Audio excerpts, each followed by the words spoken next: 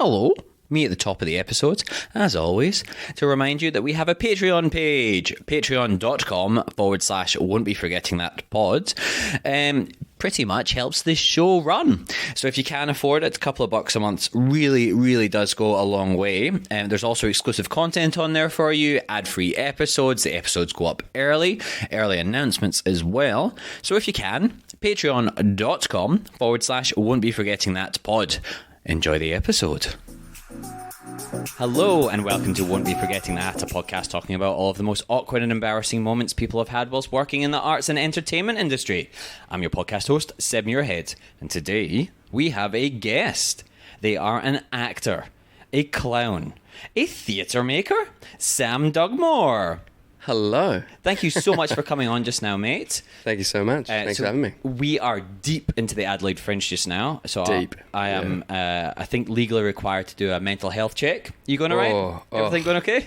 Man, I'm getting there. I'm getting there. Cool. Well, I can't help in any way. I'm just here to check.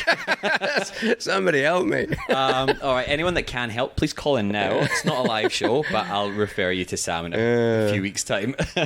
But is it going well? Like, you've got two separate shows on this year, right? Not overlapping, but back to back, which sounds hectic.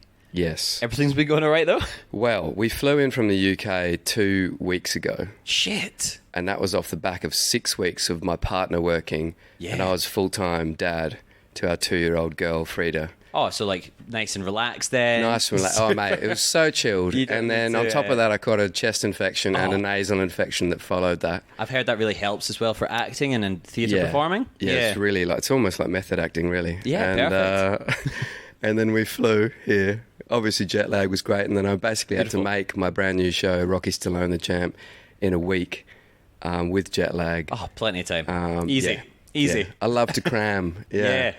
You know, I think you might be like the third or fourth person I've met this week that's been like, just kind of had to get it all done in the final week beforehand. I don't know what's going on this year at the Fringe or any of the previous, like even with Sydney Festival. Yeah. I was like, man, people are just a bit tired, I think. I don't know, so you get to a point you're like, geez, am I burning out? Yeah. And it was hectic. Yeah. But, you know, I work well with a deadline, and you always give yourself a deadline no matter what. Otherwise, you just, I don't know, you just float and you don't actually make it. And you're like, that show, I'll do it next year. Oh, I've missed cut off. I'll do it next year. And then you never fucking make that show. And next minute you're a gardener. Exactly, right? Although that does sound nice sometimes, I'll be honest with you. I used to do that. That was nice. Oh, did you? I used to work as a labourer for a landscaper. So not quite a gardener, but I'd lift the heavy stuff. Yeah.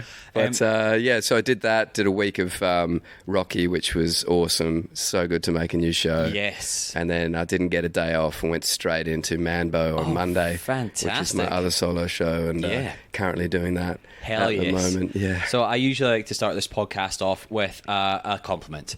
I have had people say in the past, coming on the show, it almost seems like I'm doing them a detriment to their career because they're only talking about the lowest points in said career. And I don't want people to think that all my beautiful guests are terrible at their job or bad performers or all that kind of stuff. So I've kind of implemented this compliment system. So my compliment to you, young Sam, is on your current show, Manbo. I was lucky enough to catch it last year at the beautiful yurt at the Migration Museum. And I genuinely think it's one of the best comedy live shows I've ever seen. Oh, thanks. And I'm not just saying that because you're sitting in front of me just now and I feel pressured to say it. Say it. I love it. Come on, man. It's fantastic. Thank you for coming on my podcast. But I think I almost threw up from laughing at one point. It is the perfect mixture of like clowning, but then you've integrated so many other things into it as well. And it is interactive in all the perfect ways.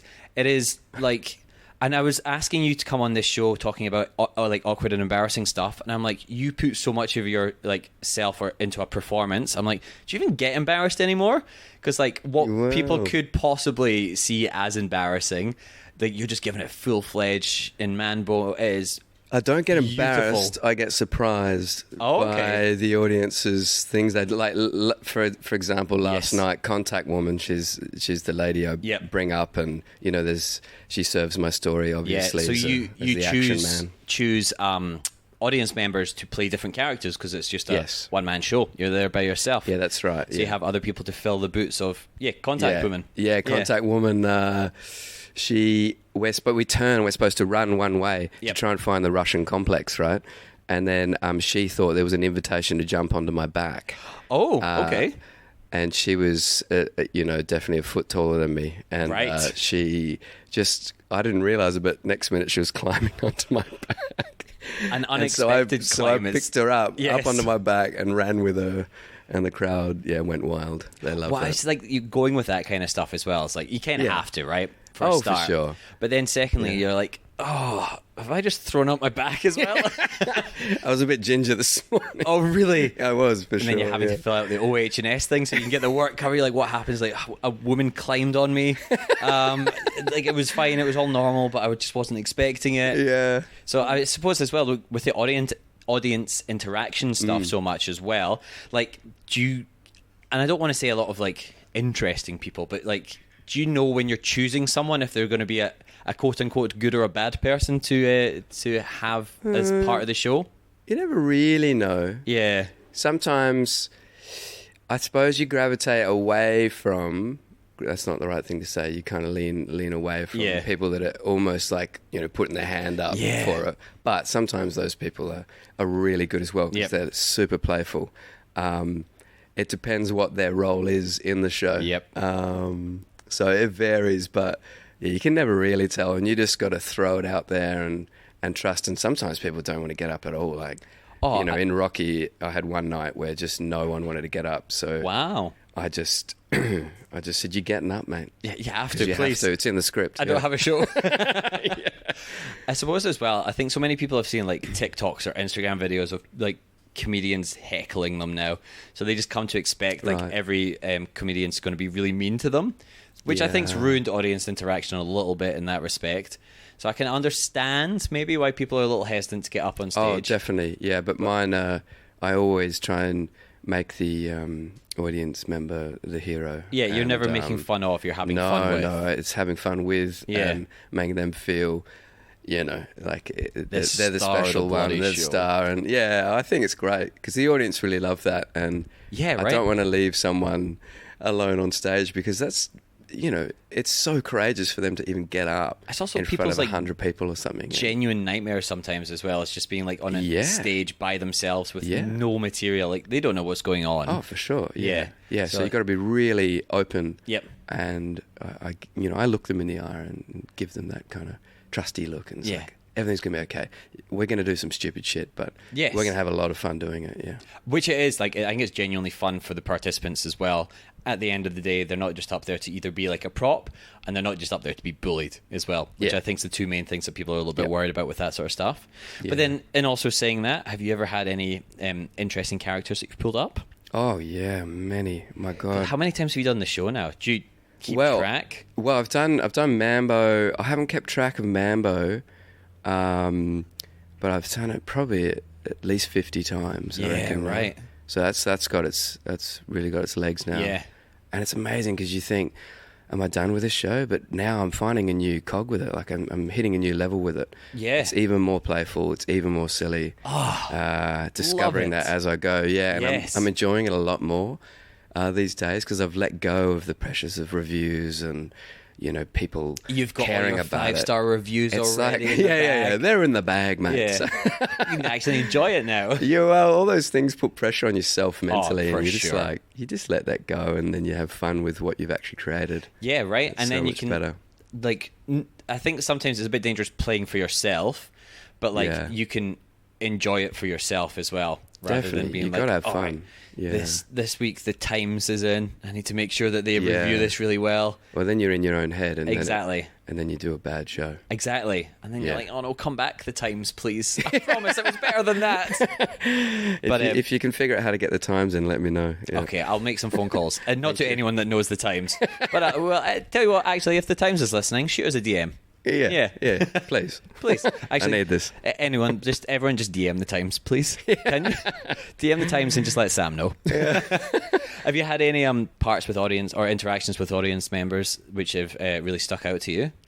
Yeah, well, I'm in another theatre company called the Late Bloomers. It's a trio, and we're a non-verbal, physical comedy trio. Yes. And we've got a show called Scotland. Yes. And we've had some wild audience members, mostly in Perth. Perth's an interesting place, and I don't mean to say this in a disparaging way. It's no, they're such amazing. A mixture of people that live in Perth. Yeah. And I don't think they get very many good shows over there often as well. So when they do get a good show, they kind of lose their minds. Yeah. It's a bit like country towns as well. So like if they get a good show there, they're like so appreciative. And yeah, true. Maybe at the back of your head, you're always a little bit scared as well because you're like, oh, I'm going out to the middle of nowhere. Are they going to murder me? No, they're so good. But yeah, they're country so towns are the best. Yeah. What did these Perthians? Oh, the Perthians, yeah. Well, this one lady, one time, she was definitely drunk. And yeah, nice. I mean, that's also how a lot of people go to see shows as well. So having the audience interaction with somebody that's a little bit tippled. A little bit tippled. Yeah. She could have been Scottish as well. Oh, the worst kind of people. All the best, yeah. I don't know. As a Scottish man myself. Definitely the worst, yeah. Yeah. Yeah, she was amazing. She climbed up over the audience to get out, and the idea is that she's playing a stag that we hunt on stage. Oh, wow. So we put a helmet on her with these horns, and then we hunt the audience member. Like you show them what to do, and then you let them action. loose. Yeah. And she like climbed up over the audience, and halfway she decided to rope in another audience member by humping the side of his head. Oh, so she like straddled him and started humping. Jesus. And then we were like, what the fuck? And then she roped him in as a rabbit. Somehow he turned into a rabbit, and he was like... Was this an unscripted rabbit? Very unscripted. Wow. And then she got onto the stage with this rabbit, and she decided to lie down in the starfish position. The classic stag position, yep, a starfish. Yeah, and just lay there. And we were just, the audience were in tears, and we were just... In awe. In awe of this incredible woman who was just doing it her way. And she's actually now the fourth member of your troupe. Yeah. This is the big announcement. She's joining you I've been waiting to tell you guys, but... for your British tour. I'm always amazed sometimes by like how funny some people can be, but like it's not wasted because they don't use it on stage or whatever, but you're like, you are fucking hilarious. Yeah. And it's just hidden away in your regular day-to-day life. Oh, yeah. Exactly. That's why we love getting audience up, because people, in their own unique way, everyone's incredible in that way. Yes. Like, if they're shy or awkward, it's still beautifully funny. Or if they think they're really, really funny. If they think they're funny, they're not, but that in itself is funny. Yeah. I love seeing that sometimes. Yeah. When people try and do their own jokes on stage and you're like, wow, that did not go over at all, but it is brilliant. Hilarious. Because they flop and they don't realise they're sitting in the flop. You know, but they still get a laugh. Yeah, I still say that with a lot of comedians, or even just with like theatre and stuff. I was like, if people are laughing at you or with you, it's still a laugh as well at the end of the day. Yeah. So I think that's why a lot of like I don't know what you call them, like cringe comedians have a bit of a life span, because they're like, it's a laugh. yeah, it'll do. It'll keep me going. Yeah, people are enjoying it, maybe at my expense, but either way, they're paying my tickets. Yeah. So I always have my go-to questions as well for a lot of the industry performers. Like being an actor yourself, everything embarrassing always seems to happen in the audition room, for me personally anyway. Audition room, yeah. And TV commercial auditions as well always seem to be... Oh, man. Yes, exactly, right? Yeah. They are the bane of our life, although we need them, because... I don't know if any of you beautiful perverts know this. The arts in Australia doesn't pay too much, so we need those TV commercials to get by. Yeah. Do you find yourself auditioning a lot for TV commercials? Yeah. Or are you offer only now, actually, Sam? Sorry, that's very rude of me to assume you're still auditioning. Yeah, I don't audition anymore, mate. Yeah. No. So anyone wants to get in touch with Sam, just drop your agent's name and number at the end of the show. Yeah, they can go through them. I'm definitely auditioning. Yeah. No, I audition for stuff. Yeah, for sure. Yeah, nice. TV commercials, photo shoots. Oh, beautiful. The occasional, TV show as well. Yeah, very nice. But the more embarrassing ones are TV commercials. Always, right? Yeah. I do wonder sometimes whether or not it's like a hidden reality show, where it's for like the elite, and they just pay, I don't know, a few $100 or a few $1,000 for one day, and they just come up with the worst possible script they can think of and just watch all these desperate actors flopping around like a fish, or like pretending to be a little dragon on the floor breathing fire or something like that. Yeah. And then it's not even a real commercial, and they just keep it all and they laugh. They laugh at the Sam. Yeah. Have you found yourself having to do a lot of ridiculous stuff? Because again, like being a clown, my God, it's a weird thing to ask. But like, do you find yourself self-conscious of a lot of the stuff that you do, or like embarrassed by it, or is it just kind of part of the course now? Yeah, this is going back when I was living in Sydney. Yep. This is before I went to a physical theatre school in Paris. Yeah, nice. Which is, there's clowning to it, but it's not specifically a clown school. But years before that, I was in Sydney auditioning for a lot of commercials. Yeah. And I reckon I auditioned for a year for stuff, and I was not landing anything. That is not a crazy thing to say as well, unfortunately. Yeah. Like, it's very, very common. Yeah. It was, and then I went for this one audition for a company, a pizza company, right? And we shall not name this pizza company. I will not name the pizza company, although you should see the ad because it's hilarious, because I did land this one. It was the first one I ever landed, but I had gastro. Oh, no. But I was so desperate at the time that I was like, I got to go to this audition because I need the money. Yeah, that's it. And there's no sick days in acting as well, right? No, like, you're not you going to can't be sick like, day, mate. Yeah. if you call in sick to that, they have everything else booked. You are replaceable. Oh, for sure. They've spent like hundreds of thousands of dollars sometimes. Yeah. And you're like, look, it sucks for you. You don't get any of that money. And they can just replace you instantly with 1,000 other actors that are desperate. Yeah. So you kind of just have to, I don't know, plug everything up and hope for the best. Well, I was not good, but I went in. I managed to hold it all down, and it was for like a Homer Simpson style drooling thing. So it probably was in favour for me, because I had to go at this pizza. And that was it. I just had to stare at a pizza and go, oh. Isn't that so funny? And the audition was just you doing that a few times in a room. Yeah, and they were tweaking it. They were like, oh, can you give me more, more of the guttural sound and something more in your eyes as well. Yeah. And it's like, okay, I'll do that again. Yeah. Here we go. Yeah. Oh. It's hilarious. It's like, well, I went to physical theatre school for this, you fucks.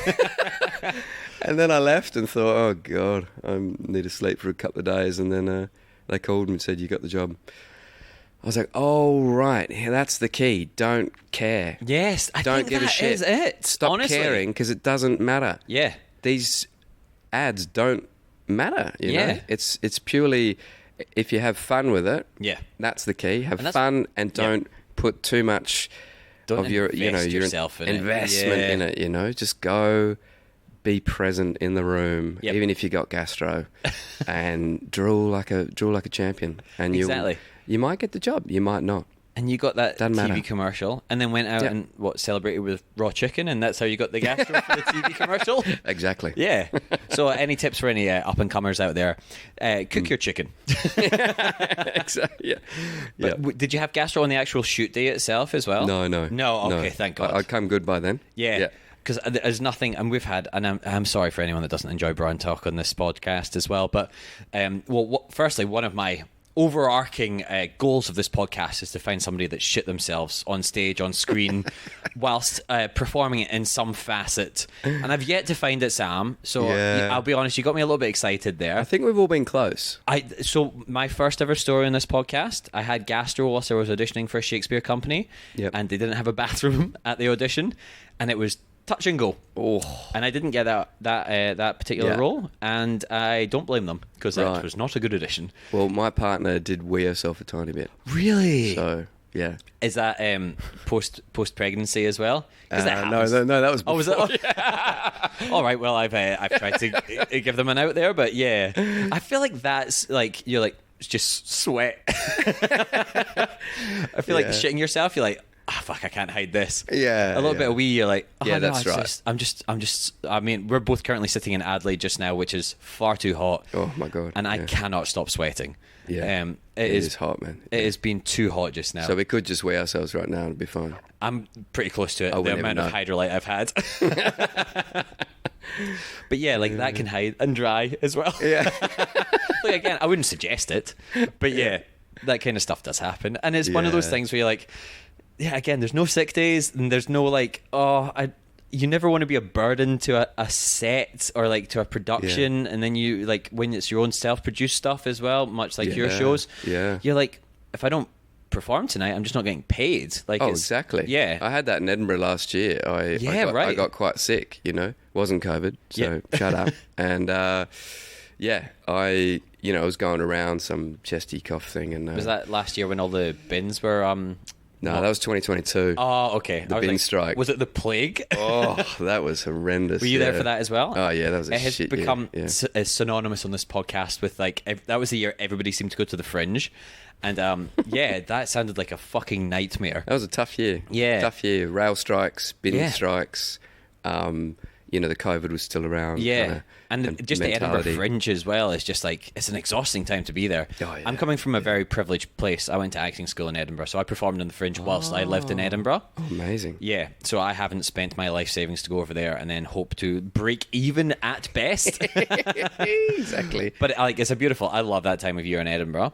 Oh, it's amazing. Yeah, it's amazing. But like, it is hectic. It's an experience. Yeah. So to add on, like bins, and for people that don't know, all the bin picker-uppers, what are they called? Bin men? Bin men. Yeah, bin people. Went on strike, so no rubbish was like domestic. No, it was incredible. Yeah, it was no rubbish at all. It was powerful. Yeah. It was a powerful statement. That's what it was. I mean, if you're going to go on strike, I think sanitation workers, like, they hold the most power over, like, them and real workers, funnily enough, who both went on strike around about the same time. They hold so much power. They do. You think about it, you're like, where's all your trash go? It's just gone.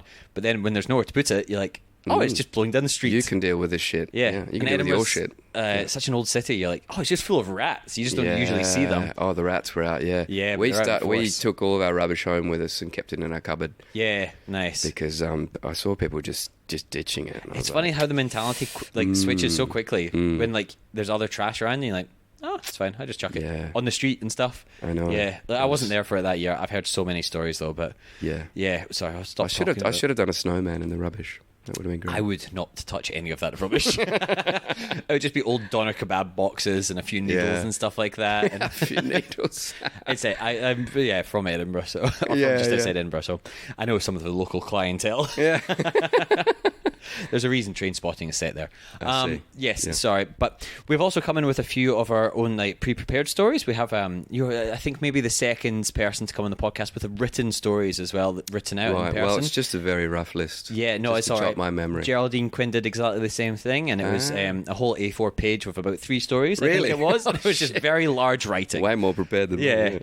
But I always enjoy it when people come in with prepared stories. So I usually like to ask as well, like if you want to tell them in any particular way, like chronologically. I know a lot of people have them grouped together in certain like activities. We've had a lot of circus performers on here, so they put all the nudity stories together, or like people always put all the audition stories or all the set stories together. Do you have any particular way that you'd like to run through them? Not at all. No, beautiful. Well, I reckon we can dive straight in. I do usually ask though, and it's completely up to yourself. I like to leave the most salacious story till the end, so all these beautiful perverts stick around till then. Right. But yes, if you have if they're all relatively salacious or non-salacious. I've got a salacious-y one. Yeah. Oh, can we leave that till the end, Sam? Salacious one. Salacious one. Yeah. Darling. Otherwise, more than welcome just to dive on into any of the ones that you have. Well, I've got a nice one that's it's probably more embarrassing for the person that said it to me. Right, we've had a few of them as well, which I think sometimes the better way to be, because you are not at fault. No, so exactly. you don't have to carry around the burden of feeling bad. But yeah, was this like they said something to you with their performer? Yeah. Or no, they were. This was on a TV series, Firebite. The vampire show. Beautiful. Yeah. So you have 7 episodes of Firebite, right? Yeah, that's right. Lucas. Yeah, Lucas. Yeah, Lucas. Beautiful. Yeah. Lucas. American TV show shot right here in SA. Yeah. Beautiful SA. Yeah. vampires underground and like Yeah, did you say it was Cooper Pedy? Shot out in Cooper Pedy, an amazing show. It was so great to be part of. Full of incredible actors, and you know, the director was Warwick Thornton and writer, and Brendan Fletcher, and man, it was so cool. It was a great experience, but we had to get prosthetics done because I was one of the vampires, and so they had to make teeth for us. Oh, right, yes. But as you can see, Seb, the listeners won't be able to see, but my teeth are already quite fangy. They are actually. Yeah. I get it from my mum. Yeah. Your mother a vampire? Yeah. Oh, how exotic. She's a vampire. Yeah. So they were just like, nah, you're fine. Yeah, basically. Excuse me. And they, they were doing the teeth one day, and then I was sitting out in the lunch area, during the break, and one of the sound guys walked past, and I smiled at him, and he said, he said, mate, your teeth look great. They've done a really good job. And I didn't have my prosthetics. Yeah, and you're just like, thank you, I'll thank my dentist. I didn't want to make him feel bad, so I said, yeah, cheers, mate, thanks so much. Were you sitting with anyone else at the time? Yeah, I was with my mate, and it was... just have a little giggle after he'd passed by? Yeah, I felt so bad for him, because he was... he still doesn't know, but... does he know? Yeah. You should have just... Because, and again, for anyone that's not in the industry, sound people hear everything when you're mic'd up. You've got, like, a little lav mic that's stuck to your chest. You should have just one point just been like, hey, so sorry, man. That was just my regular teeth earlier. Just whisper it into your chest, just so you don't say it in front of anyone else, just in case. Yeah. But, that's... I mean, there's worse prosthetics to have on... Yeah. Worse prosthetics to have that aren't on you for people to mistake you having. Exactly. So I thought it was not the worst thing in the world. No. But it wasn't too bad with that poor poor chicken. Yeah. And then I thought, shit, it makes you think about your own teeth. You're like, God, do people think I look like a vampire? Being on camera. Is that why I got this job? Am I even a good actor? Did you just want me for my body? They wanted me for my bloody teeth, yeah. It's and they replaced them anyway in the show with prosthetics. Yeah, that's right. Yeah. Maybe it was just like when you came in and they're like, all right, just your slate, and they're like, something about this. I can't quite put my finger on it, but there's something about this guy that gives off fangs. He's fangy. Yeah, he's fantastic. I'm editing that joke at the podcast. No, don't leave it. It was brilliant. But thank you. Coming from a professional such as yourself, I'm keeping it in. But yeah, it's funny sometimes with that because you are on camera, and like the camera sees everything. Oh, yeah. So if you want to have a complex about yourself, get into acting. Yeah. Because you will see everything. You will have people sometimes openly talking about your body or like the way you look in front of you, or like they think they're being sly talking about you, but you're like, I can still hear you. Yeah. You've just turned around. I know. They made me look like a real creep. Like I had these, the hair was all dirty and matted down, and then they put pock marks all over my cheeks and forehead. Yeah. Along with, yellow teeth. Yep. And, I was rough. I loved it. I thought it was great. But you look back at yourself, you're like, whoa. It's also, that is the context that some people only know you in. Because people that work on set a lot of the time will only see you in costume. So that's that they might not know that those pock marks and yellow teeth aren't yours. Yeah. Like they might just think that's how you usually look. Yeah, that's right. Yeah. So it's like, it's so funny sometimes seeing, because I've got friends in costuming and makeup and stuff like that. Yeah. Less so in makeup because they see you a lot more, but like, sorry, I got friends in those, but like I got friends that are ADs and stuff like that as well, and they only ever see you in costume.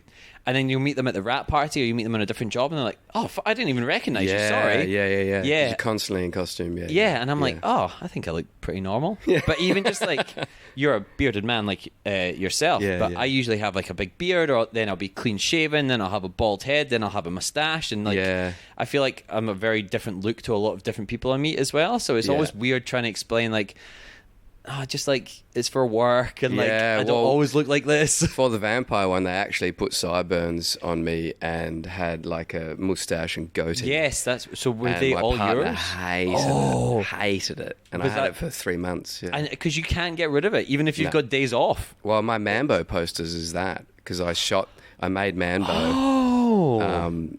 I did the photo shoot of that while I was doing the. That's so. I didn't even notice that. Yeah, that's great. Yeah. It works for Manbo. I think day-to-day life sometimes is like people give you a funny sideways look, like when you've got those very distinctive looks. Yeah. And you're like, oh. I forget I look like this sometimes. Yeah, I was playing Isambard Kingdom Brunel, the engineer in the UK, at the SS Great Britain, this museum, and I had to have huge sideburns. Chops, yes. Yeah, and fully shaved down the center. It was just sideburns, Yeah. and I didn't enjoy it. No. And like, this guy think he's fucking Wolverine? Yeah, what? you get weird looks. Yeah, and you forget you look like that. Yeah. You'll catch yourself in the mirror sometimes. You're like, Yeah. oh God, I feel nauseous. Oh, this is awful. Yeah. Because you've got that picture in your head. You're like, oh no, I'm used to my own face. Yeah. But then sometimes people see you with that as well, and they're like, Yeah. that's fucked, man. Why are you doing that? I know, you got to suffer for your art. Yeah, people that aren't in the industry, and they're like, oh no, don't do that. And I'm like, I know, I'm getting paid. It's like, they can't just stick this stuff. I'd rather have a real pair of mutton chops. Have you ever had like facial hair glued to you before? Yeah, well, for that job, Yeah. in the first couple of gigs, I hadn't grown them out yet, so they just stuck a couple of sideburns on me. It sucks. Feral. It's Yeah. so gross. The glue and the... and the heat, like, because especially shooting in Cooper Pedy, although a lot of it was obviously underground, but like you're getting pummeled by those show lights and stuff like it. Yeah. Horrible. At the end of the day, like 12, 13, 14 hour day, and you get the prosthetics off finally. And you're not allowed to just tear them off as well. They have to be gently removed. Taken off. Yeah. And, my face, you just kind of like, you know that feeling? You're just like, Yeah, and you want to like scratch it raw, but then you have to get it all put on again the next day as well. Yeah. And you're like, I just need to be really careful with my skin now. Yeah. Because there's nothing worse than like you go home and you like, break out, and then you're like, you have to have it glued back on over the top of it again. Yeah, exactly. Yeah, it's not good for the skin. And mine took an hour to get on.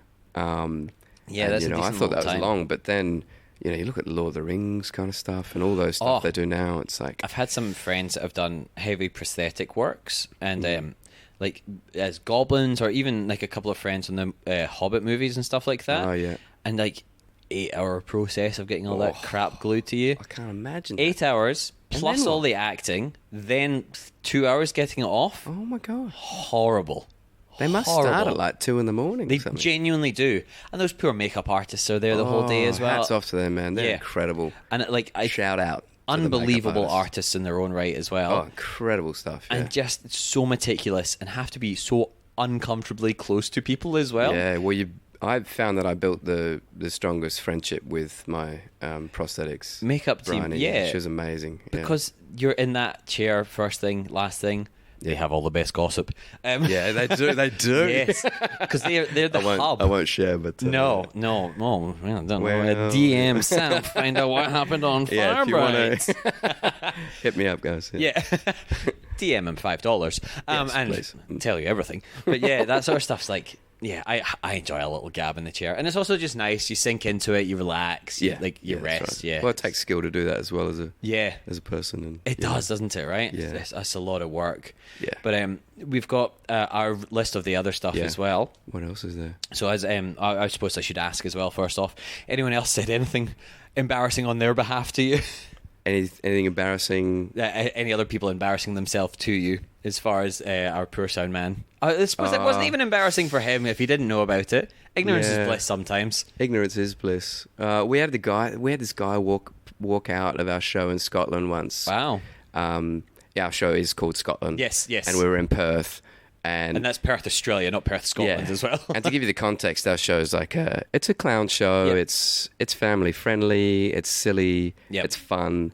And this couple got up, walked across the stage because it was one of those little Spiegel tents. And to get out, you have to cross the stage. And we stop and we just watch them go, because it's so funny. And before he was exiting the door, he spun around and he said, "It ain't Betty Grumble, mate." Jesus. And then burst out the door. And if you don't know who Betty Grumble is, she's like a performance artist. Yeah. Incredible. And she does stuff like, pretends to poo in her hand and rub it all over herself and pull stuff out of a vulva. Yeah. Like it's quite wild. Full performance on. art. Yes. And we were like, yeah, it's not. not Betty Grumble, no. Sir, you are Did you read the factually fucking blurb, mate? accurate. What are you talking about? It's a family-friendly show, you dick. Yeah, it's Get also, out. Yeah, if you're looking for 18 plus, most things say 18 plus. Like if you're coming to a show which you can see children in the audience when you get here. On at 6:30 p.m. Yeah, you know? Yeah, it's probably not Betty Grumble. Absolutely No. bizarre. I was like, what planet are you on, mate? Also, Incredible. I've never understood, like, I can understand. No, I don't know. Like, just sit and watch the rest of the show. Like, you've paid for it. It's so weird. Yeah, for Also, sure. when you have to cross the stage. I've seen a couple of shows sometimes where people have got up to leave, and you're like, there's no way of leaving without disturbing the show. And it is so awkward. Oh, yeah. And I always feel bad for the performer because it kind of knocks them out of, like, depending on what the show is as well. Like it. Oh, for sure. We had that. We had that in 2019. We do a space show called 2100 A Space Novelty, and it's with another company called Cut Mustard, and we were at the old Bakehouse Theatre in Adelaide, which has since closed down. Unfortunately, it was such a great theatre. And there's a blackout bit, all the lights go out and we've got like little torches and stuff, and there was a school group at the very back. Okay. Probably about 25 of them. Yeah, right. And in the blackout, we heard them all get up. The entire school group. Yeah, and the teacher was like, come on, guys, get right over here, right? And they all started to shuffle down the middle aisle. Why? I mean, I'm sure you don't know why. And they were going, I do know why, because I asked them. I'm that kind of guy. Oh, no, I would have to ask them. They were shuffling, and then the lights came back on. Yeah. And they were all like, like cockroaches when you turn the kitchen light on. Yeah. And they said one of the kids was brave enough, because I was like, I said something in character, like, I was like, what the hell's going on here? And one of the kids was brave enough to say, we love your show, we really do, but we've got a bus to catch. Oh. And it was really sweet, but I was also like, guys, specifically to your teacher, what the, mate, Like, you read the schedule. It's not like it's a secret. Like, this show starts at a time and ends at a certain time. It's not Netflix, mate. Yeah, you can't get up and just leave a live theatre show with 25 especially students. In the dark as well. That was the funny, because they couldn't see where they were going. Exactly, you're just bumping into down people. The stairs. Man. And it's sitting in the back, you're like, you've doubled your distance to the exit. Yeah. And when they left, there was probably like 10 people left in the audience. That's so weird. Why would you book that? I don't know. Yeah, I wrote a stern email to the Adelaide Fringe. Yeah. It's such a nice thing that they wanted to come and see it. Like, at least it's not a walkout because, like, oh, bloody, too bloody, yeah. But yeah, like, it was a sweet walkout. Yeah, it's maybe the nicest walkout I've ever heard. Definitely, yeah, the biggest and nicest walkout.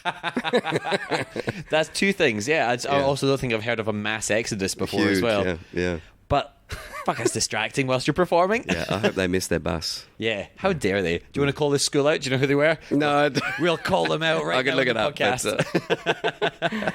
Yes, sorry. We have.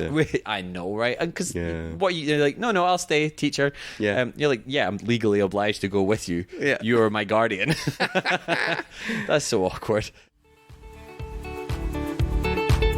Hello. Now, before we get into our next story, I've got to tell you the main reason why I'm able to fumble through my awkward and embarrassing day-to-day occasions. Coffee. Now, fortunately for myself and all of the listeners, we have paired with one of Melbourne's best coffee companies, Coffee on Q, a coffee worth talking about. Get ready to caffeinate yourself through your next awkward moment with Coffee on Q's signature Elevate blend. Crafted in-house with precision, each sip delivers delightful flavour notes of strawberry, chocolate and marmalade. And here's the deal you won't want to miss. Coffee on Q is offering an exclusive discount to all our listeners. Simply use the code WBFT15 at checkout to enjoy an incredible 15% off all coffee purchases. That's right, WBFT15 is a key to savings, making sure you're properly awake to remember your next big embarrassing moment.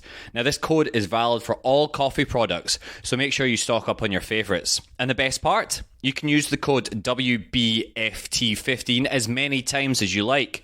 So don't miss out on the opportunity to enjoy the finest coffee Melbourne has to offer. Simply visit Coffee on Q, and that's QCUE.com.au, and enter the discount code WBFT15 at checkout to unlock 15% off your next coffee order. That's WBFT15 at coffeeonq.com.au. Coffee on Q, where awkward moments pair perfectly with your daily cup. Sorry, we've got the list of the rest of the stories as well. Feel free, rattle through them however you see fit. I'm gonna segue off topic. Oh, because I was actually a Segway tour guide in Paris. What? Yeah. So I love hearing the jobs of performers as well, because we all try and take on jobs which are like, they're not your regular jobs, right? Because they have to work around our schedules. Yep.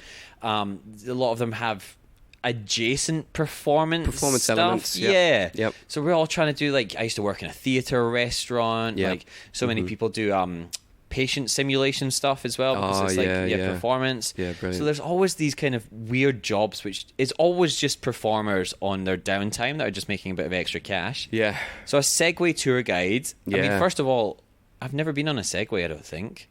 Oh, you're missing out, mate. Yeah. How was it corralling tourists who are sometimes, like, I mean, we've all been tourists, obviously, but certain tourists you get are just so oblivious in another country. They're just like, no, I'm here. God. Look after me. Even more oblivious on a fucking Segway. Yes. Yeah. Did you ever lose anyone?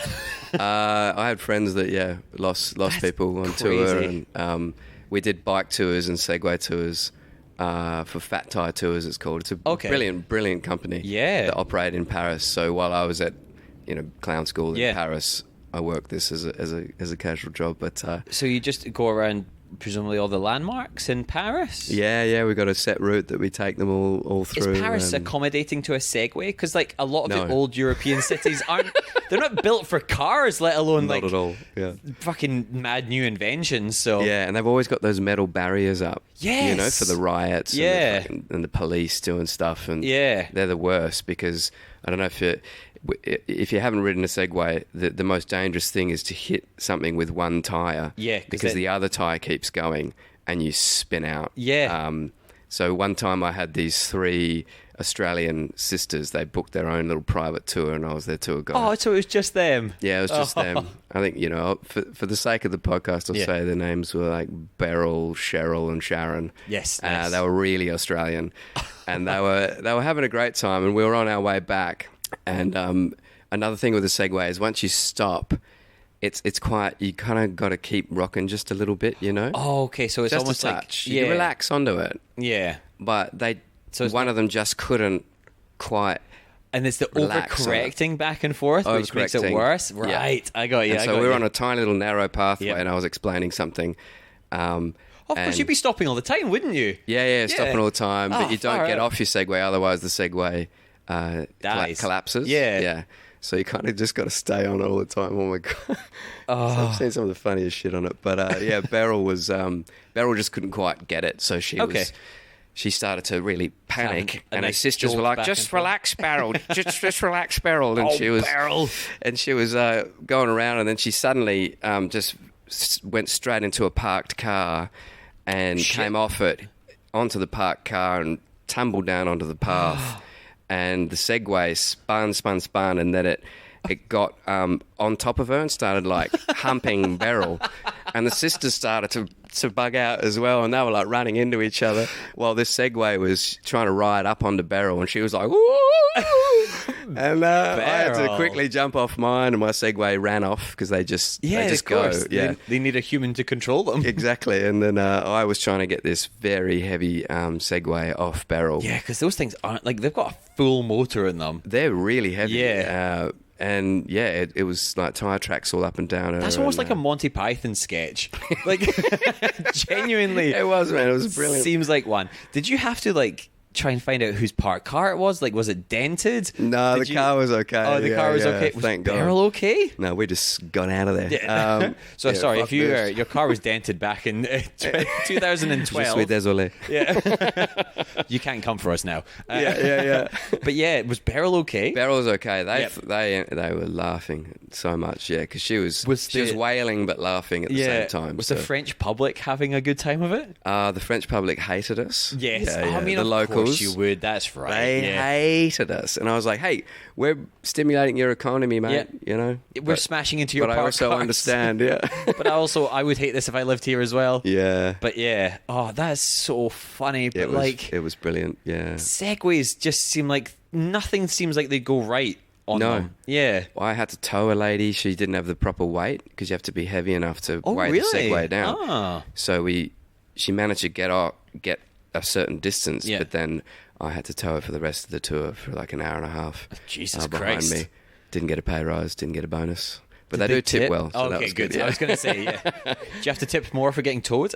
Yeah. You should. Oh, you should. Deeply encouraged. Definitely, yeah. Some amazing things happen on Segways. One girl went off her Segway and the Segway went onto the road and a bus ran over the Segway. Oh my God. But they sign a waiver beforehand saying if they die or if they break the Segway, it's on them.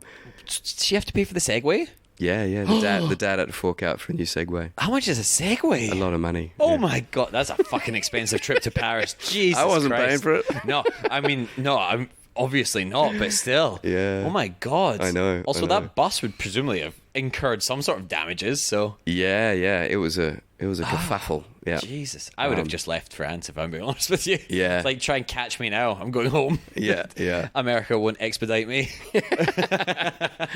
Yeah. That sucks. But we had some amazing tours with people, and I did a 12-hour Loire Valley tour on a bike. I thought you were going to say on a Segway. I was like, oh my God. Definitely not a Segway. That was the bike. That was beautiful. That sounds lovely. I went.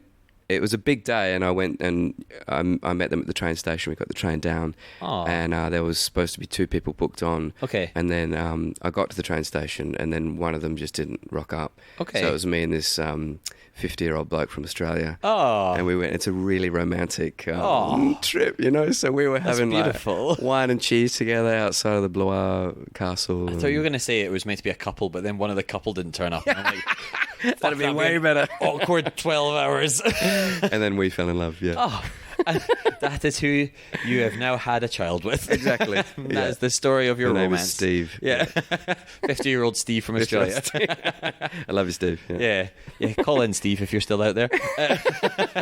That kind of stuff's like, it's really nice because you're getting paid to experience something in a really nice way as well. But then I presume it's quite stressful sometimes as well because it's not, I suppose it's not like you're not a whitewater rafter trying to keep people alive, but like, you'd have to stop people from just like going off the footpath into oncoming traffic. Oh my God, yeah. France has some fucking hectic traffic as well. Yeah, Place de la Concorde, we had to cross over that intersection, and they just go for it. So I said the best way to do this is you stick your fist up and you say we're gonna dominate, guys, and you all get into this big group. And you just go. Wow. And the cars stop. And for people that don't know as well, But you just go. That's what, like 6 lanes as well, is it? Huge, yeah. It's massive. It is crazy. And you always get a straggler as well. And you're like, come on. Oh, God. Put your foot in the bloody pedal and go. Oh, God, I'm too scared. Yeah. They're the first one to get killed off in a horror movie. Yeah. Exactly. Oh, but yeah, I had to ride them through riots as well. Jesus. Yeah, there was a huge riot on with police everywhere. And the cops like it's like Moses part of the Red Sea, and they escorted us through this massive protest and riot, and you just got all these American tourists just taking photos of it. Loving it. Yeah, they're all like filming. I'm in Paris. Wow, is this for us? Is this for us? I love the police. Yeah. Oh wow, look at these guys. Yeah. Molotov cocktails. I loved it because it's such a great experience for them, and it's such a bizarre experience as well. For me, but, I could imagine, like talking about like doing a show and like never having the chance to relax when you have reviewers in. That's nothing comparatively to guiding tours through active riots. Try and be a tour guide in Paris. That's the real deal. Oh, so performing's easy now. Oh yeah. No worries, mate. Walk in the park. Absolutely. Do you ever think about taking the Segway back out and trying to build a show around that? Well, I got a mate who does a show with Segways. Oh no way! Yeah. What's it, Duncan? oh God, what's his last name? Sorry, Duncan. He's got an amazing Segway Duncan. Yeah, he's got an amazing show. I'm pretty sure they're on Segways. Yeah, that's about awesome. the guy that created the Segway. That died. Yeah, I actually... Did he create the Segway, or was it the guy that bought the Segway company? So I think there's... He went off a cliff? Yes, yeah. I think he created the Segway company. Oh, no, sorry, he bought the patent for it. Bought the patent, that's right, yeah. And then he bought the patent and he got a few other patents, and he was dead set on the Segways. But it was also... I think he also bought the patents for electric scooters. Oh, and okay. All you need to do is look out your window to see who won that war. But this guy in the Segway, he owned it, and... apparently not a great guy as well. Apparently, I don't know. Look it up. But I don't know if you can talk ill of the dead and they still come after you. But yeah, he went off the side of a cliff on a Segway. Yeah. And then Duncan made a show about it. Yeah, live by the show. Live by the sword, die by the sword. Exactly. I can't believe the Segway job. Is that one of the weirdest ones you've had as well to support the artistic career? It was one of the most. I suppose it was unexpected. Yeah. Not the weirdest. No, I've done a lot of weird jobs. Roaming, performing type stuff. I have done a few roving performing stuff as well. That's always really fun because you get all kinds of. People say stuff to you like, "What?" It's not even the kids a lot of the time; it's the adults. It's all adults. Yeah, kids are fine. I had a child try and fight me once whilst I was dressed as a dinosaur. Yeah. Which dinosaur keeper. So I wasn't even in the suit. But a very small child was like, "I could beat you up," and then continued to just follow me around saying that he could beat me up, and I was like, I don't know how to deal with this, so we'll just walk faster than you, and you have a parent that'll come and get you at some point. Kid. Yeah. Yeah, adults say the weird stuff. Yeah, right. Yeah, the other day I was down in I was in the UK, down in Devon somewhere, and I was a giant very camp reindeer, one of the famous reindeers, Prancer. Oh, yes. Wearing this huge bouncing stilts, right? Yeah. With massive asses. And as soon as you get a costume on someone, I don't know why, but people just see it as no longer a human. Like, it'd be funny to push this thing over. Yeah. It'd be funny to trip them up. Yeah. They try and trip you up. They say the most horrible stuff to you. Oh, it's fucked. I went for a fist bump with this dude with his wife. He was probably about 70. Yeah, right. And I was like, hey, fist bump. Yeah. And he was like, what?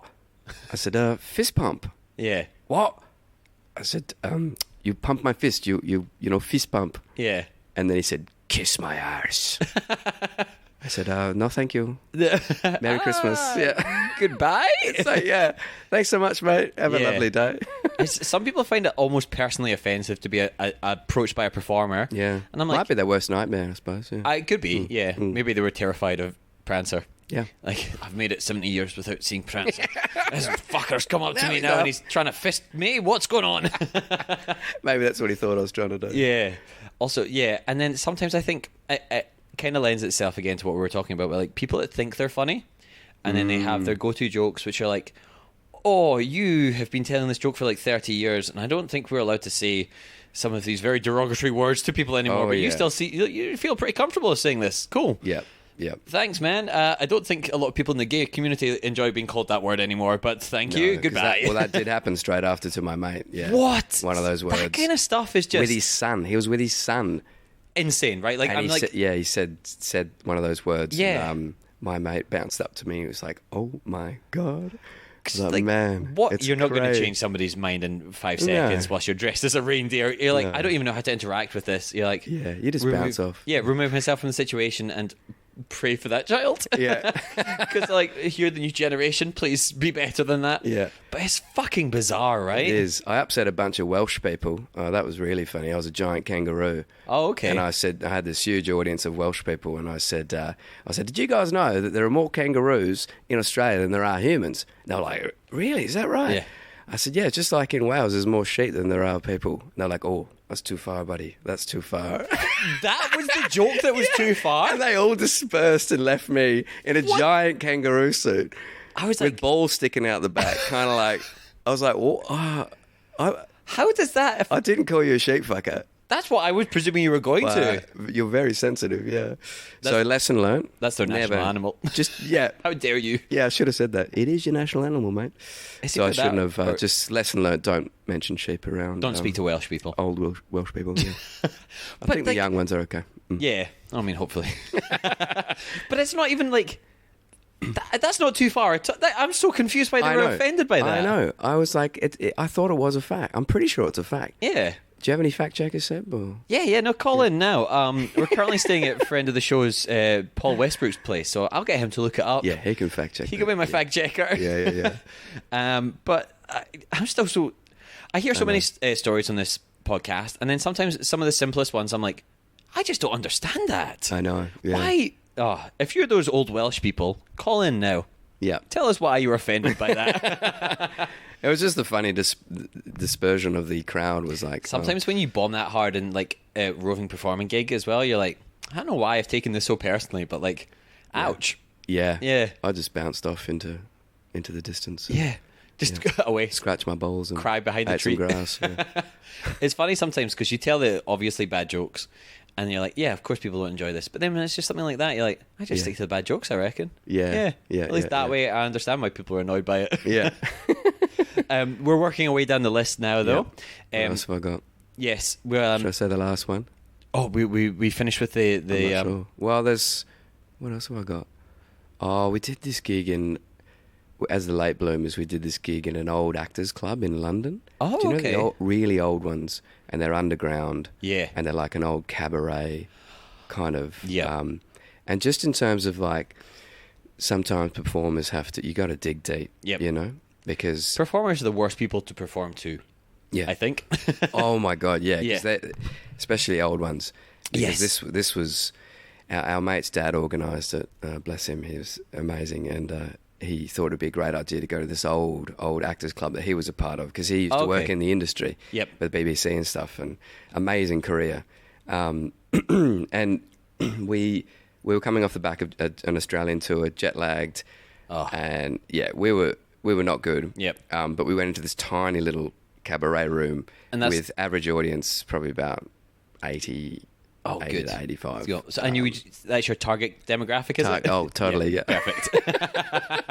We were like, I don't know how well this is going to go. Like at the start, we had to sing the national anthem, and stand up and put our hands over our hearts and sing the God Save the Queen. Wow, like ironically or just no? Oh, that was for real. Yeah, that's fucking bizarre. Our mates, I'm Australian, and our other mates from Sweden, and we were just. Do you know the words? No. I know God Save Our Gracious Queen. That's about it. Yeah, I'm a neighbour to that country, and I don't think I know. I don't think I know anything past those lines as well. Yeah, so that's fucking weird. That was the start of it. And we're like, I wonder how this is going to go down. And it's a really high energy, in your face clown show. Like, and we get audience members up, and the whole from the start, it was just crickets, like nothing. Deafening silence. Yeah. Which is what you want from a show. It's perfect. Did you do the whole show? So it wasn't even just like a guest spot? No, it was a full show. Oh my God. Oh man, it was tough. We were all just, you check in with each other on stage in those moments, and we were all just looking at each other, just kind of like, what the fuck do we do? Those moments where you share a glance when you're like maybe just turning around or you're making a transition or something like that, and you can see the desperation or fear or confusion in your fellow performers' eyes, and you're just like, I don't know how to salvage this. Because especially I would imagine in like those kind of shows, it's not like stand up where you can just start doing crowd work, right? No, you're not just going to start improving stuff which you're like, maybe this will work. Fuck, no, I don't know. You're set in it. Well, you feed off the audience, completely. Like if the audience is quiet, it's going to be a tough show because you don't want to work too hard because then you're pushing it. Yeah, of course. But you got to try and find that. Yeah. But this was like a brick wall completely. Did you manage to get through it quicker because you didn't have to pause for laughter at any point? We fucking raced through that show, Speed ran the show. in a quiet bit, like one of the quietest bits of the show, we heard this old lady, she turned to her partner and she said, "This is the worst thing I've ever seen here." Oh, no!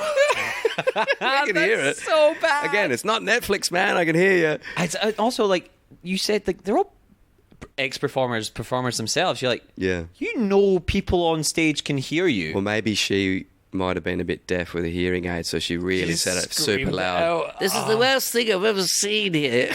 Just said it again to make sure you guys knew Yeah. it. So that was, man, that was a battle. Yeah. But, you know, our mate's dad really enjoyed it, and his mate, so Oh, that cool. was great. Well, that's a He win loved at it. least. Yeah. You never know. There's someone in there that's probably having a great time, and they're just deadpan. It's just like one or two, huh? And I know Yeah. I said don't walk out of shows, but also like you can walk out of those kind of shows. If you're like in there and actively making the show worse by not laughing, Yeah. maybe walk out. Yeah. But I always see it through, and you're like, Yeah. you know, you think, well, if one person enjoys this, then Yes. then I've made a difference here today, The saving grace. despite how Terrible I horrendous feel. Yeah. Oh man, Yeah. that's such a, especially when you're like, jet lag does weird things to you because you're like, Yeah. everyone's experienced it, but it's just you feel so low sometimes just because like your body's all over the place. You're Sleep like, deprivation. yeah, and you're like, I'm just sweating for no reason just now, and like certain places in Britain, like the spaces are so oppressive because they're so small and old. Yep. You just like you feel like you're stuck in there. Yeah. And especially like you're not exactly feeding off the best audience members. It can just be like, oh man, am I having like a fever dream just now? This is like a Yeah. genuine nightmare. Oh yeah, So- that was an experience. But you know, you gain a lot from those shows. I think. Yeah. You know, you really get A good story for a podcast. you get a great story for a podcast, and you get tougher. You do, and you right? learn how to adapt, and you learn how to relax in those moments Yep. and think it's okay, Not the end of the world. not the end of the world, and Yep. there could be somebody in here that's enjoying it. So I'm going to just keep, Yep. and I'm going to have fun for myself and for my mates on stage with me, Because and the end you of the get day- better at that. yeah, you know? like- Yeah. And you win them over sometimes. You know, as do, well. Mm. and sometimes, like for the most part, you'd hope anyway. Like you enjoy this Yeah. as well, so you're like, well, at very least, it's not a great show, but I'm still doing what I love. Yeah, I'm and there's not- more to life as Yeah. well. Yeah, you know? right. You can't get I don't bogged down in it. you Live know? and die on this one show, which Yeah. is really hard not to do. Honestly. Oh yeah, in the moment, Yeah. like, you're dying. Like you just think, oh, I just want to get off. I need to get off. Yeah. Where's the exit? But Yeah. you can't. You got to keep going, and then Must also be nice having the troupe there as well because you can all go and Yeah. decompress afterwards. Yeah. Whereas with some of your solo shows, if they Solo don't shows. go as well, Yeah. you just go and leave afterwards and you're like, yeah, oh, back to my hotel room to sit in silence by myself. Yeah. Solo shows are Sick. tough. Yeah. I mean, that reminds me of I did educational theatre for a long time. And that Yes. is full of amazing stories with private school boys were the worst. Yeah, okay, well, we've had friends of the show tell stories about that as well, and like, Yeah. what is wrong with them? Oh Like, man, there's some those serious, kids, man. serious stuff going on. Yeah. there. Like, yeah, you okay? Yeah, Like, genuinely. yeah, and they Someone whisper please it to you as well check in the up- front row. Yeah. calling you all types of stuff. And then one kid picked his nose and like flicked a booger straight What at me. is wrong? Like, and gave me the finger. You know? oh, It's like, lovely, thank you. Yeah. Like, I don't want to be here either, okay? It's like, Yeah. we all just get through this, okay? Fucking you hell. little privileged shit. Yeah, you could be back in a classroom, all right? At least you get to Yeah. sit here and do nothing for half an hour. Exactly. Yeah. So, like, yeah, I feel for you with those ones. They Yeah. are rough. Well, that was tough because I was doing a solo show, so I was on tour by myself. Wow. And there was one time up in Queensland where I was told there was a great view at night time up in this hill. You okay? Sorry, You okay? Edit this choking out. on water. Well, that was good. I'm so sorry. We're back now. You okay, Seb? You sure? Let it I out. am. Let it I out. am. Let it out, mate. Oh, it's what's okay. going on? You're okay. Perfect. That'll make the edit. I'm so sorry to interrupt your story as well. No, not at all. Yeah. Far yeah. out. Sorry, beautiful view. Yeah, it's a beautiful view at Beautiful night time view. up on this hill, I was told. So I was driving up this hill and I rounded a corner and out jumped a kangaroo. Boom, I clipped it. I clipped this kangaroo. Shit. And as I kept driving, another car came past me. I had my high beams on. Yep. And he leaned out of his window and he's like, turn your fucking high beams off, you C-U-N-T. And I was like, oh my God, I was just shell-shocked. Yeah. I stopped, got out of the car, walked back around the corner. He'd gotten out of his car. Yep. And he came up to me and saw the kangaroo. Yeah. And he said, oh, I'm so sorry, mate. I didn't realise you'd hit a kangaroo. Yeah. I said, oh, you're all right, mate. No worries. Yeah. I'm sorry about my high beams. He's like, no, it's okay. And this roo was like dying on the side of the road. And he's no. like, we have to kill this kangaroo. I was like, we can't leave it. Yeah. Because you have to do that. You Yeah, can't yeah. just leave it. It's broken its back. Yeah, like, what else can you do? I was like, oh my God. And he said, I don't have anything in my car. His girlfriend was sitting in the car. Yeah, right. At the time. She didn't get out. I said, I don't have anything. He's like, I don't have anything. And he goes, well, I'll just kill it with my bare hands. This dude. And I was like, and he took his shirt off and he was ripped. Okay. Like, super jacked. Jesus. Like proper jacked. Yeah. And I was like, yeah, you probably could kill this kangaroo. And I held the kangaroo by the legs and he put his shirt over the kangaroo's head and he snapped its neck. Oh my! I'm so sorry if there's animal lovers out here. I did not want this to happen. But to again, go on the record. like you have to. I had to do it. I didn't mean to hit it. Yeah. I felt, oh my God, and I felt it go limp in my hands. And then we were like, God. 1, 2, 3, and we swung it into the bush. Yeah. It was well and truly dead. Yeah. But the strength of this dude was phenomenal. And then we just shared a moment. Like he looked at me and he was like, are you okay? Yeah. This huge, tough bloke. Shirtless. Probably going up the hill for a quickie with his girlfriend. Yeah. And I said, yeah, I'm all right, mate. I think I'm okay. Yeah. Like, you okay? He's like, yeah, I think I'll be all right. It was like a real moment of like, wow. We just had to kill this animal with our bare hands, his bare hands. Yeah. And got in our cars, drove off. And I went back and I was staying in this cabin by myself in a caravan park. Had no one to talk to, so I called my mum. Because you need to talk about that stuff I had right to, afterwards, man. right? I couldn't sleep. I was just like, Also, sometimes you need to almost tell someone, so you're like, was that real? Like, am I hallucinating? Like, I just need to confirm that just You need happened. to confirm it, exactly. Yeah. It wasn't like I'm still traumatized by it, but it was like, you just need to tell that story to someone. Yeah. Because I'm a city boy. I grew up in the city. You know, I've had time on farms and stuff, but I know farmers have to do that all the time. And if you live out in the country, it's common. But for me, that was to actually have to kill it. On, yeah. With and then next day you go to a bunch of kids and you have to do a show. You know what I've been through to do this show for you, you little shits. Yeah, exactly. That's crazy. Yeah, that was pretty wild. I mean, we have the final story now. I think we'll wrap up the podcast after this one more story. But how are you going to top killing an animal with your bare hands? No, well, this one's more just dirty, really, and ridiculous. Love it. Because it was the first ever gig I got paid for. Awesome. I was still at university down in Wollongong. University of Wollongong. Beautiful. Studying creative arts down there, and they came into our class and said, we need the musical Cats is in town at the entertainment centre, and they need 3 roaming performers to dress up as cats for the opening night. There was this corporate gig, and they needed 3 roaming performers to be cats and like roam throughout the crowd. Oh no, corporate and so my best mate and I, Pat, were like, yeah, we'll do it. Of course you would. My girlfriend at the time as well, yeah. Shaz, she was like, yeah, let's do it.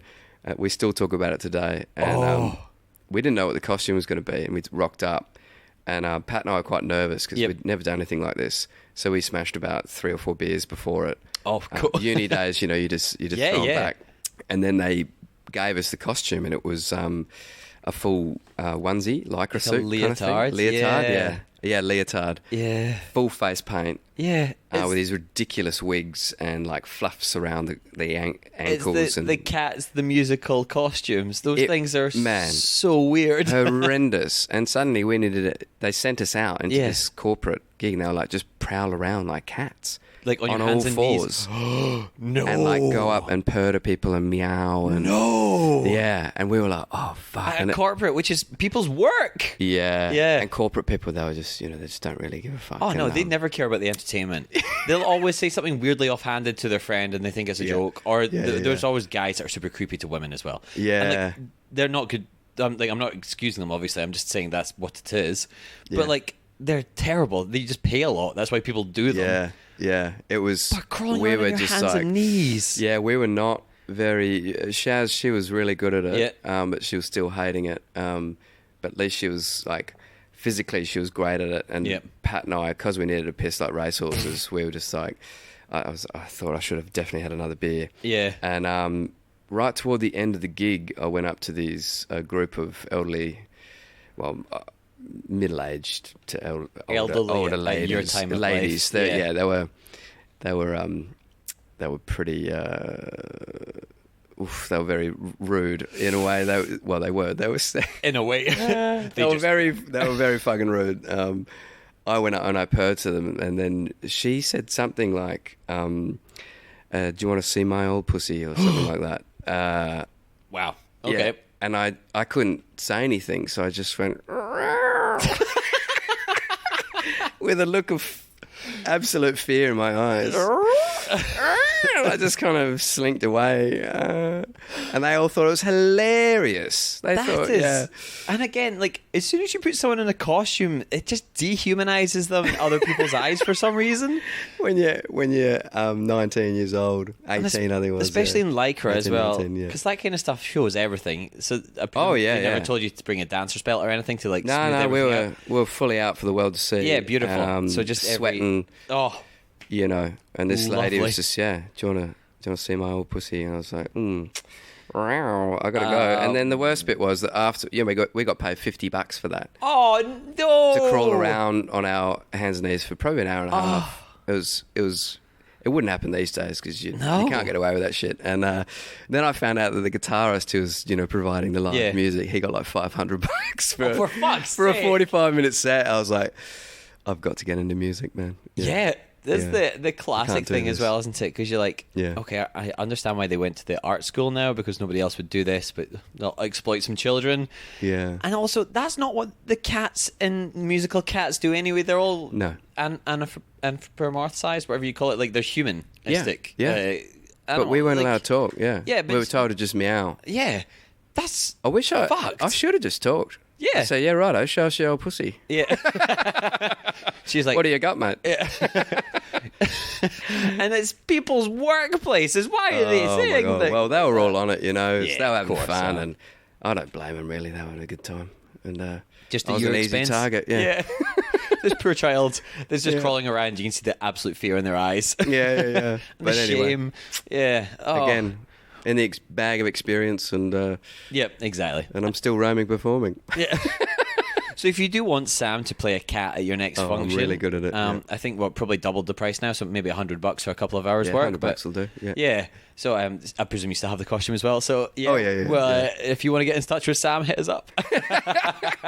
Thanks so much, guys. Yeah. That is fucking bizarre. I'm always amazed by the people that book that kind of stuff. Yeah. And what goes through their heads in firstly like coming up with the idea and then implementing it. Yeah. I'm like, you should run this by a friend first to make sure that this isn't cross-check complete fucking nightmare. Yeah, I do wonder about those people that book things and organise events, because in the UK I've had some absolute shockers. Yes, where you're just like, who the hell? What were you thinking? Where? Why? How did you get this job? Yeah, and it's like. It's almost all of them. I'd say it's par for the course. The exception are the good events. Yeah. Unfortunately. Crazy, man. And it's always like Christmas functions and stuff like that, which nobody wants entertainment at. No. You know what they want? To shoot the shit and drink. Exactly. They don't want interrupted by like a performance. A giant elf. A giant muscly elf. Exactly, right? An 8-foot elf coming out. I'm like, g'day guys, how you going? Yeah, and they're like, what the fuck is wrong? No, go away. Stop. Just stop it. Or it's the people that are just like... I did roving entertainment work up in Canberra for a thing up there. Myself and actually a friend of the show, Paul Westbrook, went over to a group of, again, elderly ladies, and we were like time travelers, and we're like, oh, hello, ladies. What? And they're just like, no, just stop it. Go away. Stop it. What's wrong with you? Go away. Really? Stop it. And I was like, you know what? I appreciate the honesty and telling me straight away, so I don't have to waste my time here. Goodbye. Yeah, goodbye. Have a good day. Yeah. I do love it. I do love it. And I do love the company that do all the work, and they, you provide a hell of a lot of joy for a lot of people. I know. Majority, But there's always those few people that just can't handle themselves, so they take it out on you. And it's like, I think you poor soul. I know. They go through their entire life like that. Yeah. I've interacted with you for 5 minutes, and you've changed my life. I can only imagine what it's like living as yourself. Yeah. But it is, again, it's super appreciative seeing, like, especially kids, man. They get so into that stuff sometimes. They're so much fun. And they're so excited. Yeah, that's beautiful. That's what it's all about. Exactly, so. right? And, like, you genuinely make their day, and they get photos with you and stuff like that, and they'll see you again, and they get so excited if they see you again on, like, your rounds. And occasionally they try and kick you in the nuts, but that's all right. I mean, that's kids, also mate. just kids as well, hey? You just have to wear a costume where, like, the nuts of the costume aren't where your actual nuts are. And you're I'm fine. too tall. You know, stilts, they can't get me. Exactly. And I could just crush them. Exactly. But I wouldn't. No. Legally, we've edited that part in afterwards, so I had to say we wouldn't. But no. Legally, we won't crush children. But, like, like, it's weird sometimes. Children are so reactive. They just see something and they're like, oh, I need to pull that tail. Yeah. Oh, that's fine. Whereas an adult, you're like, no, your brain's apparently fully developed. You know not to pull that tail, and you still decided to do it. So yeah. You can't blame the children. Blame the adults. But the most beautiful gig I've done as a roaming performer is at Glastonbury Festival. Oh, wow. As a giant kangaroo. We're like fucking celebrities there, man. It's incredible. That must mean so many people just off their heads and just so sure if you were real or not. Yeah, you get the best looks and the best interactions. Oh, that's fucking sick, actually. That's when it's like really great. When you're at really good festivals and, you know, it makes sense for that kind of stuff. Yes, and everyone's just having a good time as well. Yeah, it's when you're in the supermarkets at Christmas time. Yeah. And Santa's grotto is just a box. Yeah. And you say, Merry Christmas, mate. And he goes, yeah, go fuck yourself, mate. Yeah. They're amazing. Or they stop and they'll try and be like, why are you doing this? Yeah. And I'm like, I don't know, man. Do they pay me? What do you want? Jesus Christ. Just go get your shopping. So what do you actually do? Yeah. It's like, what's your real job? What do you mean? It's this. Thank you. But to end on that high note, thank you so much for coming on, Sam. I really appreciate you sharing all of your beautiful stories with us. Sam. If people do want to come and see you as well, where can people find you? What have you got on? What have you got coming up? Yes. So, I've done Adelaide. So by the time this comes out, I've already done Adelaide. A roaring success in Adelaide. Raging success. So I'm just signing up currently to do Brighton Fringe Festival in the UK. Oh, fuck yeah. Oh, beautiful little Fringe so I'm going to do Manbo there. Yes. With the guys, Head First Acrobats. Oh. With their hub, Fool's Paradise, I think. It's the beautiful. Big domes go and check out almost every show there, I'd say. Yeah, fantastic. Yeah, they're amazing as well. Gary Starr works with them sometimes, friend of the show. They also do Gods and I'll start promoting other people. Tell us about you. No, they're all amazing. They're I all love fantastic. Those guys. Yeah, promote them, man. They're fantastic. But that's fantastic. So I'll be doing Manbo there for 4 days. I think it's at the end of the festival. Yeah, do you know roughly what dates they would be? Otherwise, they'll be in the show notes as well. It's the end of May, beginning of June. Oh, beautiful. And then after that, I don't actually have much booked in except for the late bloomers, where we're going to do Avignon Festival again in France. Oh, lovely. With our show Scotland, because we did it last year. It was sellout season, and we're going to go again. Yeah, it was incredible. Wow. And we're touring France now. Oh, hell yeah. Oh, that's so cool. It's amazing, man. Yeah. And I suppose the language barrier doesn't really matter because it's all non-verbal silent. show. Yeah. Not silent. Yeah, sorry, non-verbal. Yes. Yeah. It's just silence. Nobody's allowed to make any noise. There's a lot of noise in it, yeah. That's great. Do you know roughly the dates as well? Otherwise, it's the first 3 weeks of July. Oh, beautiful. And I highly recommend Avignon Festival to anyone. It's just a beautiful festival. It's probably like Edinburgh was, 20 years ago. Oh, sick. Really, it's not, doesn't have that commercial side to it. Yep. Very, very open and friendly and very compact as well. Yeah, fantastic. So it's beautiful festival. Oh, I'll link that festival in the show notes, yeah. Yeah. If people want to stay up to date with all your upcoming shows as well, where can they find you, socials or anything like that? At Dugmore.sam, so it's Dugmore, like Dugmore Holes, Dugmore.sam. Yep. Oh, perfect. And then all of your upcoming shows and stuff like that, all of your new works as well? Yeah, new work. Yeah, I'll be hopefully doing some stuff in the UK toward the end of the year. I always perform at the Wardrobe Theatre in Bristol. Fantastic. They're such an amazing theatre. Very supportive for new work and stuff like that. Oh, awesome. Do we have any idea when you might be remounting Rocky Stallone the Champ? No idea. Okay. No idea. I'm very excited to see that one. I mean, I'm going to, of course, go and see Manbo again. Nice. How could I not? But I'm very excited to see that one as well. Awesome. Yeah, so I'll have to keep an eye out for that. Yeah. I hope to continue to tour Manbo into the years. It's one of those shows that I could just do for the rest of my life. I love it so much. It's one of the ones where when people say, "Oh, what would you suggest going to see?" that's one of the shows where I can recommend to every different kind of person as well, because a lot of the time some people are like, oh, I just want to go and see comedians, or I just want to go and see theatre, and I'm like, this is like the show for everyone. Oh, amazing. You don't need to be like an 80s action movie nerd, although if you are, you'll appreciate it a lot. But it's just so much fun. It's just like, which I think is lacking from a lot of shows now, is they're like a little self-serious or whatever, but just a fun show.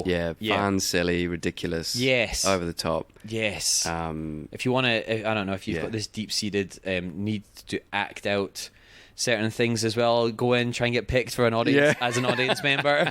You could be my Boris. Exactly, right? And it's very, like, we'll have again, a pool noodle fight on stage. Enjoyable, funny, fun. Thanks, you just like, you leave it and you're like, fuck, man, that's one of those shows where I'll tell people about. Oh, that's awesome. Yeah. I'm going to put that on my poster, Seb. Thank you. Yes, I will. I'll need the credit for that. Thank you very much. The same as every week, you can find the podcast Won't Be Forgetting That Pod across most of the social media channels. You find myself, Seb Muirhead, Muirhead, across Instagram and YouTube. We do have a Patreon page. If you have a couple of dollars to help out the show, that is greatly appreciated. If you don't, totally get it. But what is free is a little review, 5-star review in your podcast listener of choice. You can put 5 stars down, write a little, I don't know, review. You can write anything in there, to be honest with you, as long as it's 5 stars. I don't really mind. But yes, thank you once again so much, Sam, and good luck with the rest of Adelaide Fringe. Thank you, Seb. Thanks for having me.